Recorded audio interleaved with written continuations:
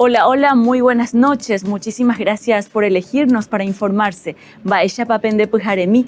Hoy queremos invitarles a que se queden con nosotros los próximos 60 minutos para conocer la posición y las ideas de la senadora Esperanza Martínez.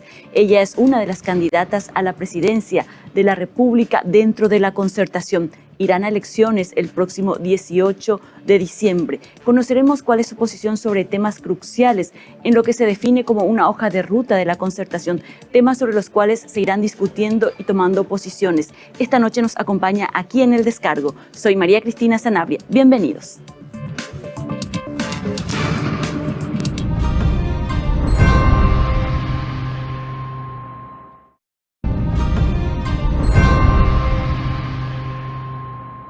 Y ya nos acompaña aquí en los estudios de Mega TV la senadora Esperanza Martínez. Ella es candidata a la presidencia por el movimiento Ñemonguetá para una patria nueva, que es una articulación de casi 14 movimientos progresistas y de la izquierda, que ha hecho una elección para que ella sea la candidata a la presidencia dentro de la concertación. Es una de las 3 candidatas, por eso está con nosotros esta noche. Gracias por esta visita, señora senadora.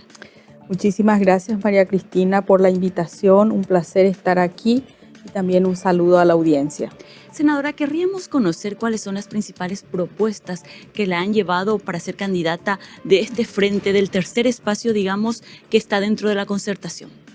Bueno, nosotros creemos que es el momento de apostar en el 2023 a una propuesta de profundos cambios en el Paraguay. Tenemos un modelo que está entrando en terapia intensiva en términos de la situación de pobreza y la situación de desigualdad social, la falta de empleo, el tema de la crisis en el sistema de salud, en el sistema de educación y un modelo político de conducción del Estado que está en este momento derrumbándose por el tema de la corrupción, por el tema de la mafia, del narcotráfico, del contrabando, de la ilegalidad. Entonces lo que apostamos es a llegar al 2023 con un gran acuerdo social de todos los sectores de la oposición, de toda la gente honesta de este país que quiere apostar a grandes transformaciones en el Paraguay. Y esos básicamente son los ejes: salud, educación, trabajo, empleo, cambiar el modelo productivo hacia un modelo que genere trabajo en la gente, trabajo digno, tener una apuesta a renegociar Itaipú al tema climático con cambios energéticos. Y eso, la idea es que hagamos como un proyecto colectivo de varios partidos y movimientos que podamos llegar juntos, ganar, gobernar y dar cambios profundos a la población, sobre todo la calidad de vida a la gente. La posición de Ñemonguetá por una patria nueva estuvo teniendo casi como en jaque a la concertación porque fue en última instancia la decisión. ¿Por qué tardaron tanto en tomar la decisión de unirse a la concertación, senadora? Bueno, en realidad nosotros en marzo lo que comunicamos, estábamos en la concertación desde el inicio de la formación del espacio que en ese momento se llamaba la mesa de presidentes de la oposición. Lo que pedimos fue un espacio de 2 o 3 meses para hacer un proceso interno. Nosotros empezamos a construir estos Ñemonguetá como un espacio de construir la unidad en los territorios. El Ñemonguetá se va a un departamento, recoge, digamos, a la dirigencia, a la gente en esos departamentos de todos los partidos que integramos, y tratamos de que la gente trabaje juntas, discutimos el programa y hacemos como un proceso de crecimiento de la unidad al interior de nuestras fuerzas políticas, porque en las últimas elecciones municipales nos fuimos por diferentes modalidades separados y la unidad no es simplemente un decreto que se firma y que nos ponemos de acuerdo los presidentes de los partidos acá en Asunción. Nosotros creemos que esa unidad también se tiene que dar en lo territorial. Y hicimos en estos 2 meses y medio 7 Ñemonguetá en 7 departamentos y también hicimos el proceso de selección interna entre 2 candidatos o precandidatos que estábamos a la presidencia, que era el senador Sixto y yo, por un mecanismo alternativo que finalmente favoreció en mi persona, digamos, la delegación y finalmente discutimos el programa que traemos y aportamos a la concertación. Entonces, en realidad lo que hicimos fue un proceso interno con mucha madurez para tratar también de consolidar nuestras bases. Y bueno, y finalmente hoy estamos en la concertación, de la cual nos retiramos un tiempo, pero hoy somos partícipes y venimos con todas las ganas de trabajar a consolidar la unidad. Este proceso que hablan del Ñemonguetá, que en español significa hablar entre todos y que es un poco la raíz de este movimiento, ese proceso interno que hicieron ustedes, ¿se inició ya de alguna manera en la concertación ahora que ya están todos? Porque ese es un paso fundamental. Básicamente es estar en comunión en las cosas que se quieren hacer. Bueno, esa fue una de las propuestas que nosotros trajimos al Ñemonguetá, porque la idea no es solamente ganar unas elecciones. Claro. Nosotros no tenemos que olvidar que en el 2008 ganamos una elección, pero tuvimos problemas de gobernabilidad política y terminamos saliendo del gobierno, digamos, por desacuerdo con nuestros propios compañeros.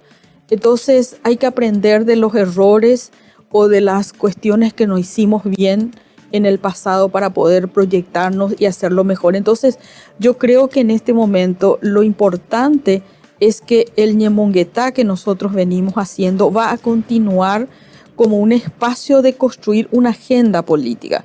Porque la gente cuando nos tenga que votar tiene que saber, yo le voy a votar a Esperanza Martínez porque ella prometió 5 cosas, 4 cosas, 6 cosas, y esas cosas son las que ella tiene que cumplir. Y tiene que ser un contrato social entre los candidatos, entre la propuesta política y la gente, y que cuando la gente se sienta defraudada nos pueda reclamar. Esa es la nueva política que tenemos que implementar, que la gente se comprometa y que ese compromiso de políticas de Estado o políticas de gobierno, la gente después nos pueda decir, ¿qué fue lo que pasó con Fernando Lugo? Nosotros dijimos, vamos a trabajar la salud, y hicimos el proceso de salud gratuita y de equipos de salud en la familia. Dijimos que íbamos a renegociar Itaipú, se renegoció Itaipú como ningún gobierno anterior lo hizo. Planteamos políticas más redistributivas, se hizo el Tecomporá, la tercera edad, que incluso eran políticas, el caso de Tecomporá era una política de Nicanor, ¿verdad? Lo que nosotros hicimos fue, ellos creo que hicieron 11.000 familias en 5 años y nosotros hicimos 100.000 familias en 48 meses. Senadora, usted acaba de repasar algunos de los temas más, logros más importantes del gobierno de Lugo. ¿Qué es lo que no se debe repetir? Porque unas palabras antes ya me decía, no tenemos que repetir los errores del pasado. ¿Qué es lo que no se debe hacer en este proceso de formación de la concertación que ya se inscribió, pero como que no hay todavía una hoja de ruta conjunta de la concertación y ya quedan solamente 60 días para tener definidas las candidaturas? Yo creo que las líneas del programa están definidas, se han escrito dentro del programa de concertación que firmamos todos nosotros. Lo que nos queda ahora es construir la confianza política, la capacidad de gobernabilidad política y el cogobierno. ¿Cómo vamos a hacer para poder entre todos construir, digamos, las propuestas, llevar adelante, elegir los equipos de gobierno? Todo eso todavía es un tema a debatir, pero tenemos todavía tiempo, incluso hasta el día en que asumamos porque seguro que vamos a ganar. Entonces, hasta el momento que tengamos que asumir el gobierno, creo que va a ser un proceso de construcción. Pero yo te diría, María Cristina, que lo más importante y que la gente tiene que entender es que hay una voluntad política. Somos diferentes, tenemos problemas como todos los sectores, como todas las personas que trabajan colectivamente, pero hay una firme voluntad de unidad y también una madurez política de saber que uno tiene que hacer renunciamientos, que cuando llega al Frente Guazú con el Ñemonguetá trae una lista de propuestas, a lo mejor el 100% no vamos a estar de acuerdo, y bueno, si no estamos de acuerdo en el 50% o en el 60% de eso, trabajemos sobre nuestras coincidencias, pero hagamos este proceso de unidad y sobre todo de demostrar a la ciudadanía que acá se viene para hacer cambios profundos. Lo que no podemos es continuar igual. Aunque le pongamos más dinero, aunque tengamos más recursos, el modelo tiene que cambiar porque este es un modelo que ha fracasado y que hoy con la pandemia, con la sequía, con la guerra internacional, con todos los factores que agravan la situación económica, nos demostraron de que tenemos un modelo que necesita profundas reformas y ese es el compromiso de todos y de todas. Senadora, mucha gente se pregunta y la gente todavía no entiende muy bien este procedimiento. La concertación va a elecciones a padrón abierto el 18 de diciembre. ¿A quiénes le van a votar? Me decía mi papá que bueno, quiere saber a quién le va a votar, quién lo que es el candidato de la oposición. Y le decía yo, bueno, hay muchos candidatos. ¿Cómo hacerle entender a la gente que van muchos o cuál es la chapa? ¿Cómo van a hacer la comunicación? Ese trabajo que tienen ahora para convencer a la gente. Yo sé que para armar los equipos y armar una hoja de ruta tenemos tiempo todavía, tienen tiempo todavía hasta el próximo año, pero mientras ese proceso de encantamiento que tiene que darse ahora, porque si no encantamos ahora no llegamos a materializar los votos. Bueno, yo creo que en este proceso se están construyendo las duplas, se están construyendo los equipos. Eso seguramente tenemos el mes de julio y mediados de agosto, un mes y medio, en donde se van a construir los equipos que van a disputar en las internas. Y ahí tu papá va a poder decir, una de las duplas va a encabezar Esperanza Martínez y decirle, ya que su voto tiene que ser y para nuestra dupla. ¿Y quién es su vicepresidente? Me va a preguntar. Y antes de agosto lo vamos a contar. Y bueno, y habrá otras candidaturas y como cualquier proceso interno habrá 1, 2 o 3 chapas. La gente, una vez que se inscriban las chapas, va a conocer a las duplas y tenemos desde agosto a diciembre, que son las elecciones, como cualquier proceso en donde realmente la ley nos habilita a hacer una campaña abierta. Todas las duplas que estén en disputa por la oposición van a estar a disposición de la ciudadanía y ojalá que toda la ciudadanía se disponga a participar. Creo que ese es un tema tremendamente importante, sobre todo a la gente joven que yo sé que tiene descrédito de la política, de los políticos. Es el momento de entender que cada voto es importante y que ese día el voto de la gente cambia el destino del Paraguay y que por eso tenemos que estar presentes. Y creo que una vez que las campañas estén habilitadas, también van a definirse las duplas y ahí vamos a pelear todos por conseguir la confianza de la gente y que nos apoyen finalmente para ser la chapa electa. De todos los que compitamos va a quedar una chapa definitivamente el 18 de diciembre y ese es el que va a competir con el Partido Colorado. Senadora, tengo muchas preguntas mientras usted me va relatando este proceso. Por ejemplo, que el voto va a ser determinante el 18 de diciembre. ¿Usted cree que hay un peligro de que sea a padrón abierto, por ejemplo, que pueda ser la votación utilizada amañadamente para darle mayor voto al más débil, pero eso va a beneficiar al sector del Partido Colorado?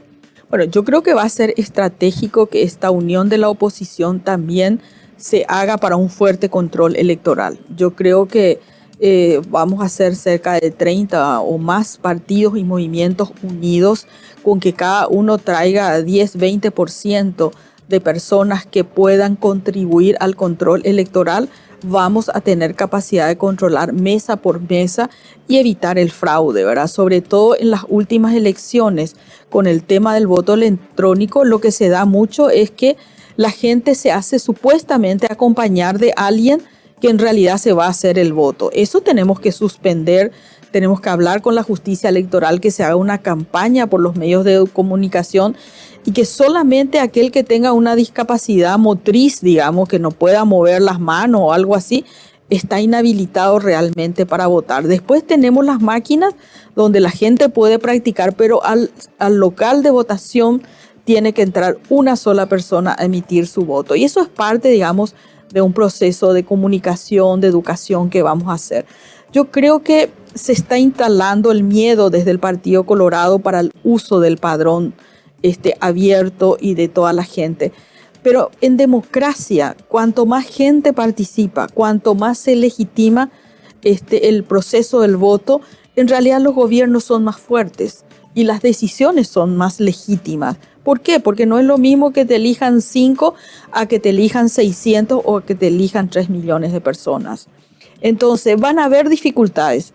Tengo entendido que la Concertación tiene un equipo extraordinario de juristas que van a defender esto porque es en favor de la democracia, no en favor del voto cautivo de los partidos tradicionales, el voto que se arrea con el tema de los bienes públicos, con la amenaza, con el chantaje, con el regalo, etcétera, y con la plata, sobre todo de la corrupción, del lavado que corre ese día por todos los rincones del Paraguay. A ese modelo le vamos a vencer con la participación de la gente. Senadora, ¿cómo es que la Concertación puede llegar a una instancia ya de inscribirse cuando hay diferencias en la plataforma muy importantes? Y me imagino que eso lo van a hablar al interior. Por ejemplo, respecto a la posición de las tierras. He seguido muy de cerca todo su trabajo en el Senado de la defensa de la tierra, pero hay posiciones muy contrarias a la suya, por ejemplo, como la de Patria Querida.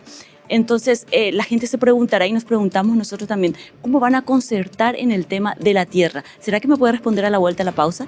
Excelente. Hacemos una breve pausa. Estamos con la candidata del movimiento Ñemongueta por una Patria Libre, la senadora Esperanza Martínez, con nosotros aquí en Mega TV. Hacemos una breve pausa. A la vuelta seguimos hablando de este tema de la tierra que nos interesa y nos debe preocupar y ocupar a todos los paraguayos.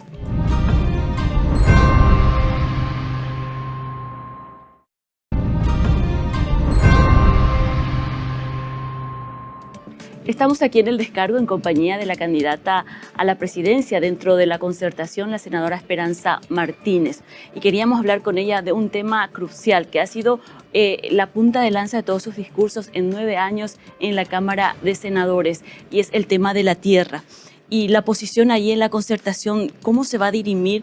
¿Cuál va a ser la política en el tema de la tierra, la redistribución, el acceso a la tierra, teniendo en cuenta que dentro de la Concertación está uno de los partidos que ha sido férreo defensor, por ejemplo, de políticas que no facilitarían en nada el acceso a la tierra, sobre todo a los campesinos y a las organizaciones campesinas? Bueno, creo que a pesar de la diversidad, con Patria Querida en particular, creo que hay cosas comunes que todos los paraguayos estamos de acuerdo y que es el inicio para empezar un proceso serio de abordar este tema, porque lo que no podemos decir es que este problema no se tenga que abordar. Es un problema social, es un problema serio, y si no lo abordamos, ellos van a reclamarnos, así como lo hacen frecuentemente con los reclamos, con las protestas, etc. El primer paso que no podemos eludir y que vamos a estar todos de acuerdo es que hay que hacer un catastro nacional. O sea, dimensionar el problema, porque no todos los problemas son iguales. Coincidimos en la propiedad de la tierra. Nosotros somos defensores de la propiedad de la tierra.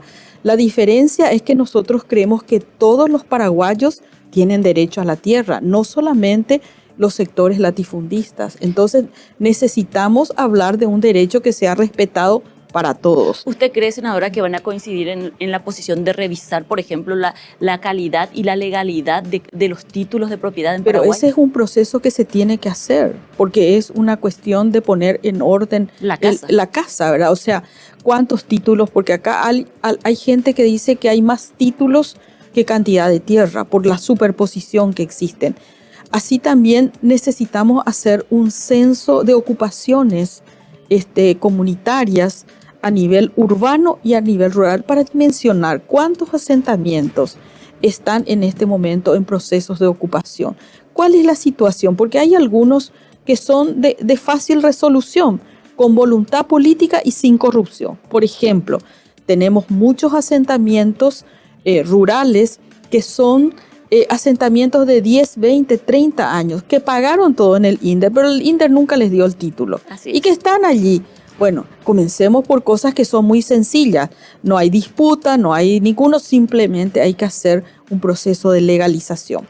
Mira, y te doy un ejemplo urbano que la gente no ha de saber. El IRBU, que fue una entidad pública que dio casas, hay miles de villas de IRBU. Hay gente que pagó todo en aquella época y hasta ahora no tiene título. ¿Y por qué no tiene? Porque esa institución desapareció, hubo todo un proceso. Y yo recuerdo que en el gobierno nuestro comenzamos a discutir porque resulta que esas personas son propietarias, pagaron, les dio el Estado, pero no llegaron a concluir el título. ¿Y por qué no podemos en un momento como este decir, bueno, todo está en orden, hagamos una ley de excepción y entreguemos el título y démosle tranquilidad a la gente? Tenemos plazas ocupadas por seccionales coloradas. ¿Es o no un sentido de justicia decirle a la seccional que le devuelva a la comunidad su plaza y que alquile una casa en cualquier otro lugar? Te doy 3 ejemplos, uno urbano, otro rural y uno que tiene que ver incluso con la invasión de partidos políticos a espacios públicos. Entonces, cuando hablamos de la tierra, lo que no tenemos es que hacer como una satanización y que todo eso es un gran conflicto incapaz de ser resuelto. Por supuesto que habrá situaciones más complejas, recuperar las tierras mal habidas, etc. Pero lo que no puede el gobierno siguiente evadir es tener el catastro, porque o si no, no tenemos sobre qué actuar. ¿Cuál es la verdad de la tierra? Cuando hay 10 que dicen que son dueños de una parte, bueno, algo tiene que hacer el Estado, por lo menos para dimensionar cada terreno, cuánto mide, cuál fue el primer título original, el título madre. Y ese es un trabajo ineludible para entrar en un proceso de legalidad en el Paraguay. Y la otra son los asentamientos humanos. Lo hicieron varios países para decir, bueno, de estos asentamientos humanos, estos en realidad ya tienen la posesión, pagaron su título, pero no pagaron el costo, pero no tienen el título. ¿Y por qué? Y porque INDER sabemos que ha sido objeto de mucha corrupción, etc. Entonces, comencemos por el diagnóstico y comencemos por hacer una clasificación de problemas. Y dentro de la clasificación habrá algunos que son muy sencillos. El caso de Idbu, y si alguien me está escuchando que está en ese problema, ellos van a entender perfectamente de lo que estoy hablando. Y es un tema de desidia, el no darles a ellos su terreno cuando pagaron, cuando son propietarios, cuando ocupan el terreno y resulta que hoy no tienen título. Entonces, ese tipo de cosas, creo que nadie va a estar en desacuerdo. Sí, justo lo que le iba a decir. Con esa mirada, el Patria Querida de alguna manera va a estar con ustedes. Claro, y habrá puntos en que no estemos de acuerdo. Pero en una democracia no quiere decir que no hay unidad granítica. Lo que hay son posiciones y las posiciones finalmente se debaten, se defienden. Hay parlamento, hay justicia, hay corte. O sea, la democracia tiene mecanismos para que toda la sociedad debata y logramos avanzar de manera racional, de manera justa, hacia una sociedad de derechos para todos y todas. Lo que nosotros queremos es que la ley sea igual, tanto para un sojero, para un indígena, para María Cristina, para una persona que vende chipa en la calle, que la justicia sea para todos. Así y que tengamos un Estado de derecho. Cuando finalmente los campesinos vienen a reclamar tierras, vienen a reclamar propiedad privada, ¿o no? ¿Verdad? Ellos vienen a pedir, también quieren ser dueños de la propiedad privada. Y la idea es cómo podemos democratizar la tierra, que más personas puedan acceder. Y eso es un proceso, no se va a hacer de un día para otro, pero en el 2023 tenemos que hablar los paraguayos de este problema y avanzar en las soluciones. Eso me llama mucho la atención, senadora, porque no es la primera vez que le escucho hablar con esa posición sobre el tema del acceso a la tierra, y también en los Ñemonguetá hubo mucha participación de organizaciones campesinas, y hoy me informo que las organizaciones campesinas, la mayoría están trabajando o de alguna manera van a apoyar la candidatura de Euclides Acevedo por fuera de la concertación. ¿Cuál es su análisis al respecto? O sea, porque no lo he escuchado al señor Euclides Acevedo en discursos y posiciones respecto al acceso a la tierra, que uno de los mayores problemas, por ejemplo, de lo que siempre hemos hablado con Belarmino Balbuena y otras organizaciones campesinas. Sin embargo, hoy vemos a uno de los candidatos que pudo haber sido parte de la concertación trabajando por fuera de la concertación con las organizaciones campesinas. ¿Qué pasó allí de esa conexión que había en los Ñemonguetá, de las posiciones que tenían las organizaciones campesinas respecto a apoyar a organizaciones como la de ustedes? Bueno, lastimosamente el proceso de unidad no es perfecto. Hay casi, creo que somos 14 o 15 organizaciones en el Ñemonguetá. Ya la concertación tenía otros 10, 12, 15 partidos y movimientos. Lastimosamente el sector de Belarmino y de Jorge Galeano, no sé si él quedó también en el otro sector decidieron hacer un acuerdo, en este caso apoyando la candidatura de Euclides, y no entrar a la concertación. Son decisiones que por supuesto son totalmente respetables. Nadie tiene la posibilidad, digamos, de tener un liderazgo único y aglutinador, pero creemos que de nuestra parte tenemos a la gran mayoría de los sectores. Creo que no hay tampoco grandes diferencias en ese sentido. La propuesta de Euclides como candidato, a mi criterio, tiene la dificultad de que sale de fuera de la concertación, y si eso sigue creciendo, como podría ser una posibilidad, nos pone ante la posibilidad de que al final del camino tengamos una candidatura de la concertación y otra fuera de la concertación. Y a nuestro humilde entender, dos candidatos en la oposición debilita la oposición y pudiera ser un factor que favorezca al Partido Colorado. Por eso es nuestra diferencia realmente. Tal vez sentándonos a hablar con Euclides coincidamos, o con Belarmino, etc. Ahora, ellos tienen una tesis de no participar en estas internas. Nosotros creemos que a pesar de la dificultad, sí tenemos que apostar a estas reglas de juego. No son las mejores, no son las que hubiéramos querido, pero es lo que hay. Pero en la política se actúa sobre la realidad, sobre lo que se ha logrado como consenso, y estamos intentando ganar aún en las condiciones que no son muy favorables para una candidatura como la mía, que pertenece a un partido más pequeño, a una concertación más pequeña frente a lo que es el aparato electoral del Partido Liberal. Senadora, ¿por qué cree que la concertación no pudo convencer a Euclides para formar parte de esta concertación?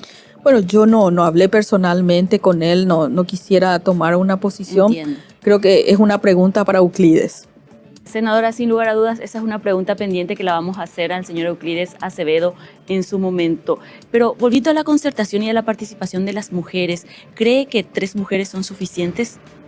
Bueno, yo creo que la presencia de 3 mujeres le da un valor a la democracia y al proceso de la concertación extraordinario. Cuando a mí me plantearon el tema de ser yo candidata, y fui la primera candidata, era como una idea general de que los paraguayos no están preparados para tener una mujer presidenta. Yo tomé el desafío porque justamente creo que si no se hace el desafío, no se establece digamos, la discusión a nivel nacional y no se cambia el concepto que se tiene sobre nuestra presencia en la política y en un cargo tan importante. Luego apareció Katia, luego apareció Soledad, y hoy en realidad el debate ya no es si somos capaces de ser presidentas o no, sino quién de nosotros puede ser la presidenta. Y creo que eso demuestra mi tesis de que las mujeres tenemos que ocupar los espacios, tenemos que disputar los espacios, y la gente nos tiene que ver como disputando en la política todos los espacios, porque somos capaces de ocupar ese lugar. Y una vez que eso sucede, es como que se va cambiando esa idea cultural de que en realidad no estamos preparadas o no es el espacio que nos corresponde. Toda la lucha de las mujeres ha sido a través de generaciones, de una a otra, donde mujeres se animaron a hacer cosas que las de anteriores, ¿verdad? Desde usar minifaldas, desde irnos a la universidad, desde trabajar, hoy manejar un avión, o hoy manejar un tractor, o hoy ser chofer de ómnibus, o estar en el ejército.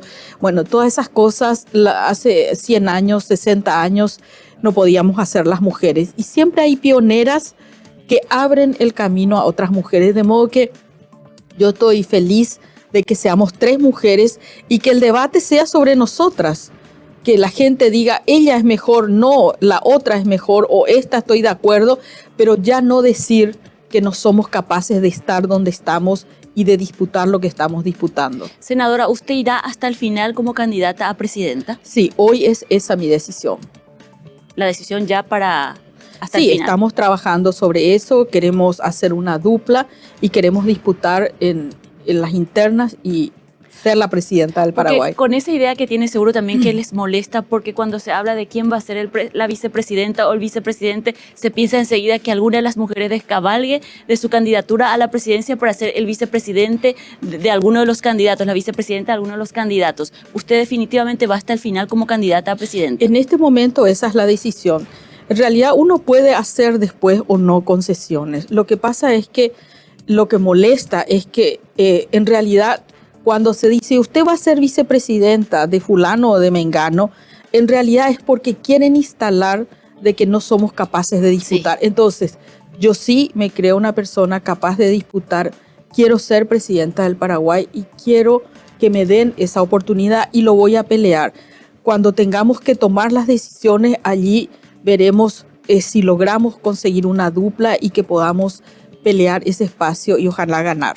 Y qué fantástico sería tener una discusión, una mirada muy de mujer que sea entre dos mujeres, quién va a ser la candidata a presidenta y vicepresidenta. Ojalá que la Concertación nos dé esa oportunidad a las mujeres de poder discutir entre dos mujeres quién es la candidata a presidenta y vicepresidenta. Así también se puede dar esa salida donde las mujeres decidamos ocupar la chapa ambas mujeres y también disputar. Todo eso está en discusión todavía. Pero lo que la gente tiene que entender es que las mujeres en la política le traemos a la política también una calidad diferente. Yo soy mamá, tengo hijos, soy médica, de modo que vengo de esa idea de curar, de sanar, de construir una cuestión colectiva, de ocuparme de la gente. Y creo que el gobierno tiene que ser un gran gesto de construir el bienestar para todos y todas. Y en ese sentido las mujeres tenemos un liderazgo colectivo, somos mucho más exigentes con nosotras mismas porque nos cuesta llegar a cada espacio que llegamos y sabemos el valor de las políticas públicas. Todas las políticas públicas manejadas por mujeres tienen mayor honestidad, tienen mayor eficiencia. ¿Por qué? Porque las mujeres valoramos el esfuerzo que nos cuesta estar donde estamos. También para vos, María Cristina, ser profesional en tu área es también ardua como cualquier otra labor de las mujeres. Y entonces cuando estamos aquí donde estamos, hacemos el mejor esfuerzo. Y creo que el Paraguay lo que se merece es a gente que venga a dar lo mejor de sí para que este país cambie en favor de los 7 millones de paraguayos. Y ese es mi compromiso. Hacemos una breve pausa en la producción, estamos súper entusiasmados y no solamente porque estamos hablando de las mujeres y la posibilidad que tengamos en la Concertación de poder elegir entre una mujer candidata a presidenta y también a vicepresidenta, es porque realmente las políticas públicas cuando tienen el rostro y el poder de una mujer es mucho más accesible porque, como dice la senadora, nosotros sabemos de las luchas que nos cuesta cada paso que damos. Así es que hacemos una breve pausa, pero a la vuelta ya vamos a ser más inclusivos. Vamos a hablar ya de la Concertación y lo que nos depara en términos de políticas públicas, no solamente en términos de género, acceso a la tierra, sino otros temas que sabemos podemos abordar con la senadora. A la vuelta a la pausa.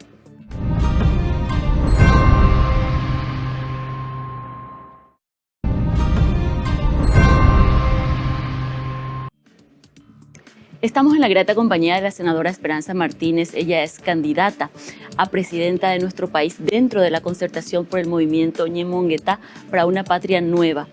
Y ella ya fue ministra, fue senadora, es senadora durante 9 años, 2 periodos ya, y fue ministra de Salud 4 años. Ministra, cuando usted estaba como ejerciendo y administrando la salud pública, ¿con cuántas camas de terapia intensiva se encontró?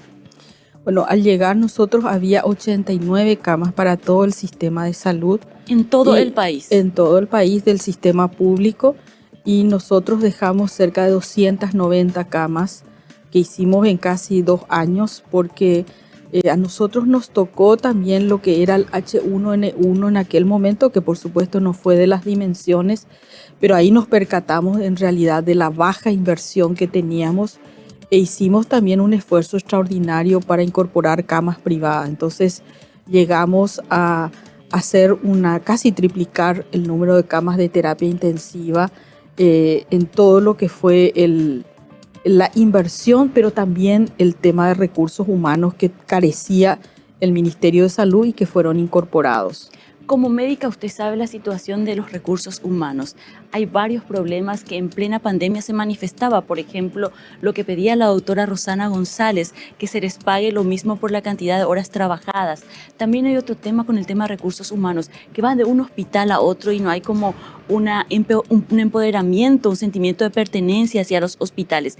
¿Qué reforma propondría ahí? Porque el hecho de que tengan tres posibilidades de salario en el sector público hace que trabajen en varios lugares y no hay, por ejemplo, este es mi hospital, ¿cuál es su hospital? Trabajan pareciera como servicio ambulatorio en todos los hospitales. Bueno, nosotros hicimos una fuerte inversión en recursos humanos cuando yo fui ministra. En primer lugar, así como vos lo planteas, uno de los problemas era que la gente trabajaba guardias de 24 horas. Entonces el hospital el lunes tenía una guardia, el martes otra, el miércoles, etc. Entonces las personas eran vistas por médicos pasantes de 24 horas. No había un médico que estuviera todos los días con ella, a no ser que hubieran médicos residentes. Entonces nosotros implementamos la idea de que 3 contratos se hicieran en un mismo lugar para que la gente pudiera tener pertenencia, lo mismo que hicimos con las unidades de familia.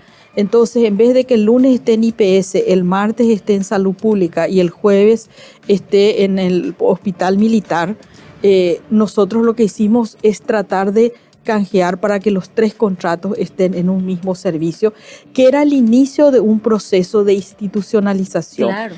Y por otro lado, hicimos una política salarial. Nosotros aumentamos 60% el salario de los médicos, porque cuando nosotros llegamos teníamos muy claro que el personal de salud es el que va a hacer la reforma y el cambio institucional. La gente no es el aparato de tomografía, no es la tecnología. Lo que cambia la calidad de vida de la gente en los servicios es la buena predisposición del profesional, que tenga insumos, que tenga recursos, etcétera, y que él esté tranquilo y que pueda trabajar. Aumentamos, creo que era de 2.400.000 a 5 millones, casi fue un 60%, y podés preguntarle a cualquiera de los médicos, fue uno de los aspectos que más impacto tuvo en la calidad de la gente. Y eso hizo que tuviéramos un gran apoyo para implementar las medidas, que fueron varias, como el tema de la gratuidad, como el tema de instalar los equipos de salud de la familia, como el tema de crear las redes de profesionales. Por ejemplo, nosotros comenzamos a hacer colectivos de especialistas. ¿Por qué? Porque vos tenés en un hospital un traumatólogo que viene el lunes. El otro, como se va a otro hospital, el servicio de traumatología se va a otro hospital y después a otro hospital. Y la gente no sabe qué día lo que hay traumatólogo. Entonces, si vos le pones a todos los traumatólogos en el centro de salud número 5, vos sabés que ese es un centro de referencia para traumatología. Si le pones a todos los cardiólogos en el centro número 10, como se hizo, tenés un centro de cardiología. La gente sabe que todos los días ahí hay un especialista. Si pones a todos los odontólogos con equipamiento en un centro de salud, sabés que hay tratamiento de odontología. Ese proceso comenzamos a hacer. ¿Y cómo quedó todo eso, senadora? Me imagino... Y lastimosamente, como en este país, cuando viene un nuevo gobierno, cree que pisotear o retroceder lo que se hizo es lo importante. En vez de tomar los aciertos de nuestro gobierno y cambiar las cosas que no hicimos bien o que la hicimos mal, lo que se hizo se abandonó. Si usted llega a ser presidenta, ¿va a retomar todas esas políticas que habían iniciado durante su administración, sobre todo en salud, que es el área que conoce mejor? También hablando de salud, quisiera preguntarle, ¿en algún momento cuando usted fue ministra se ocuparon del tema de los enfermos del cáncer, que ahora tienen que presentar recursos de amparo para acceder a los medicamentos y que es todo un proceso, una gestión en la DNSP, la compra de los medicamentos, que por ejemplo una protesta hace que una persona no reciba su medicamento y el cáncer no espera?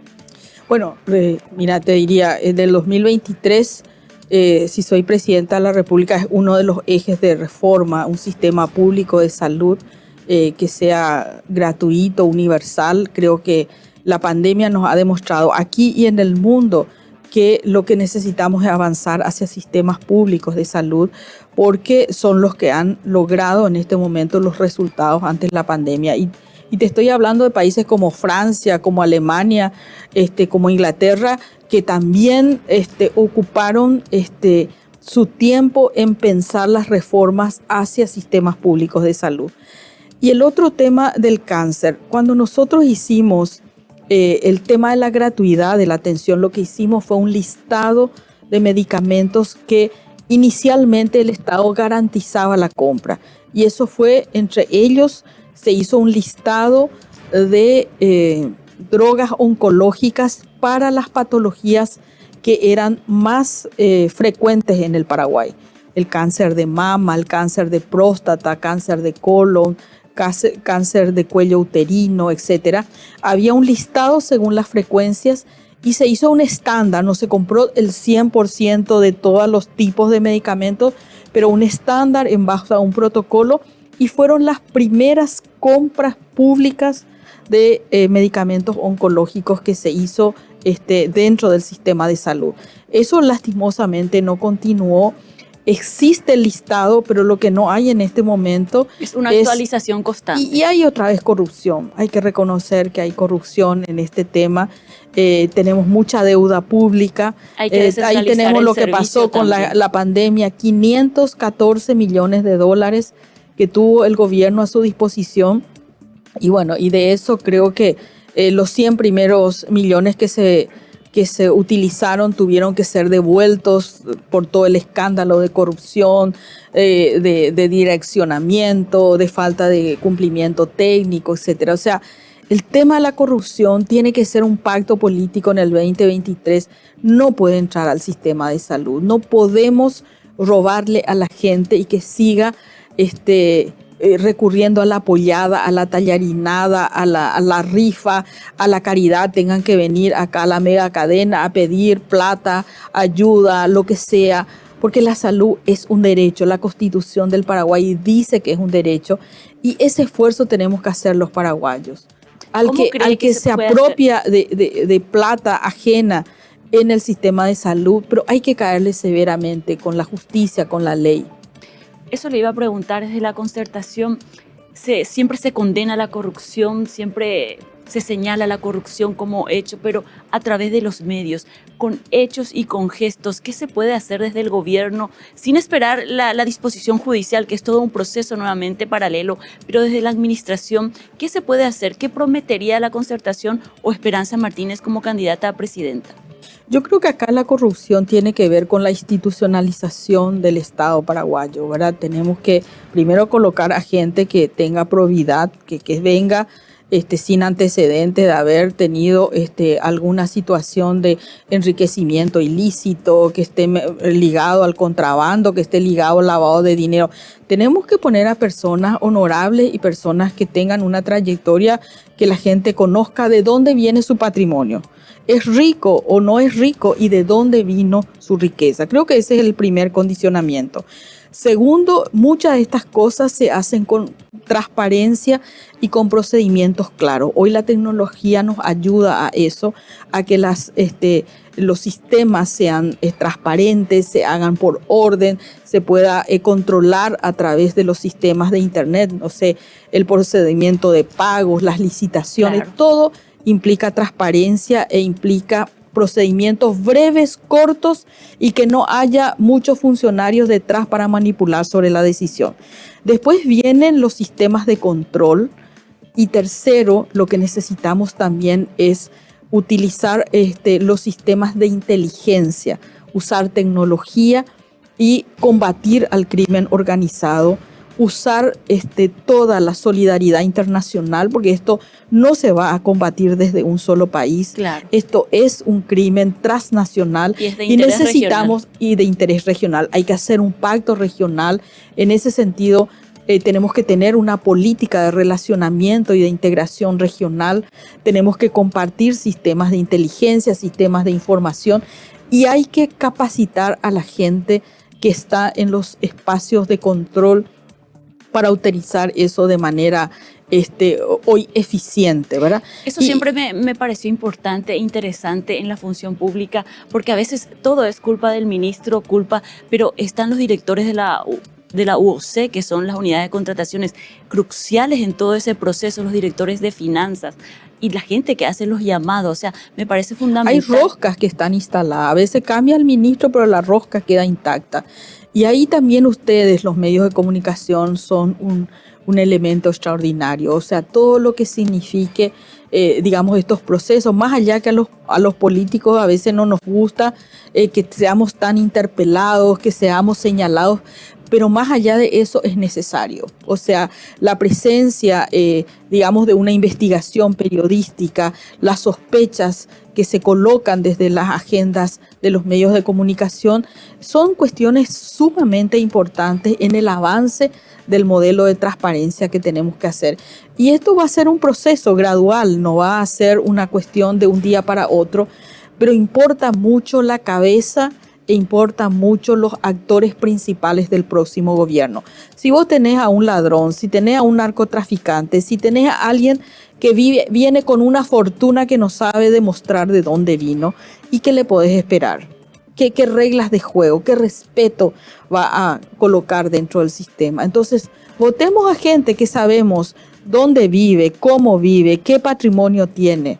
O sea, eso es lo que tenemos que saber y eso es lo que tenemos que ir premiando para que la gente que está averiada se vaya a su casa y que venga gente nueva. Tenemos una juventud extraordinaria, mucha gente que hoy está estudiando con mucho sacrificio, que hoy accede a títulos universitarios y no tiene trabajo. Sin embargo, están los acomodados, los correligionarios, la chicaí, o sea, todo este sistema de corrupción que aleja a la gente que es capaz, que quiere trabajar, que quiere tener una capacidad de servicio, y esa va a ser la inteligencia que va a tener el nuevo gobierno de administrar una política de recursos humanos donde premia a la gente más capaz. Y ojalá podamos elegir un gobierno que venga a producir transformaciones y que haya de nuevo un servicio público como servicio público, no un lugar para llegar a enriquecerse, para extorsionar a la gente y terminar en roscas mafiosas que terminan siendo multimillonarios. Su sueldo es de 5 millones, de 10 millones, pero se compran una estancia de 500 millones de dólares, tienen 8 autos, tienen un helicóptero, se van de vacaciones a Miami, pero su sueldo es 5 millones. Entonces vos decís, esto es un milagro extraordinario de la multiplicación de los billetes, que debe ser, no sé, porque son muy devotos de alguna virgen, no sé, alguna cosa tiene que haber. Pero en general lo que hay es corrupción e impunidad. Y ese es el verdadero cáncer en el Paraguay, la impunidad y la corrupción. Senadora, es un placer charlar con usted, escuchar sus ideas y sobre todo cuando viene de una mujer. Así es que estamos muy agradecidos porque nos acompañó estos minutos aquí en el descargo, pero la producción me indica que tenemos que despedirnos. Muchísimas gracias, me quedan muchísimos temas pendientes, pero Antonio me dice acá en el auricular que tenemos que cortar. Pero muchísimas gracias por estar aquí, esperemos tenerla nuevamente en este proceso. Nos quedan como 60 días para que se definan las chapas y las candidaturas. Le deseamos éxitos, confiamos en que las mujeres podemos llegar, así es que le deseamos éxitos y felicidades. Gracias, María Cristina, también a la gente que nos ha escuchado y al canal por darme esta oportunidad y espero no defraudarles y espero ser la próxima presidenta del Paraguay. Muchísimas gracias por su tiempo. La senadora Esperanza Martínez, ella es candidata a la presidencia dentro de la Concertación y ha estado con nosotros aquí en el descargo. Hablamos de todo, incluso recordamos su administración frente al Ministerio de Salud, sus 9 años como senadora, trabajando por temas que siempre ha sido de interés aquí en el descargo, como la posesión de la tierra en nuestro país, el acceso a la tierra y otros temas. Nosotros les agradecemos por elegirnos para informarse como todas las noches. Tapen de Pujare por Aité. Hasta mañana.